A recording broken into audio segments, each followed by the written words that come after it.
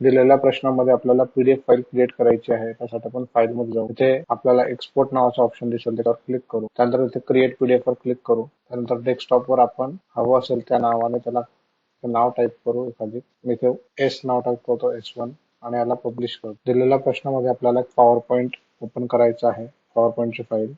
त्यासाठी आपण सर्च मध्ये टाईप करू पॉवर पॉइंट आणि पॉवर पॉइंटचं ऍप्लिकेशन ओपन करू.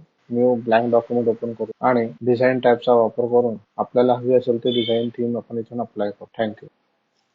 स्लाइड नंबर 2 वर क्लिक करायचं आहे आपल्याला आणि कॅटेगरी 1 वाला टेक्स्ट जे त्याला सिलेक्ट करायचं आहे आणि होम टॅबचा वापर करून बोल्ड इफेक्ट आपल्याला अप्लाय करायचं. त्याला बोल्ड इफेक्ट अप्लाय करायचं आपल्याला. त्याला दिलेल्या प्रेझेंटेशन मध्ये आपल्याला slide show from beginning option वापरण्यासाठी स्लाइड शो वर क्लिक करायचं आणि फ्रॉम बिगिनिंग या ऑप्शनवर आपल्याला क्लिक करावं लागेल. थँक्यू. दिलेल्या प्रेझेंटेशन मध्ये आपल्याला डिझाईन टॅबवर जायचं आहे आणि थीम चा वापर करून मेश नावाची थीम अप्लाय करायची आहे. इथून आपल्याला मेश नावाची थीम अप्लाय करायची आहे, जी थोडीशी ब्लॅक कलर मध्ये दिसते.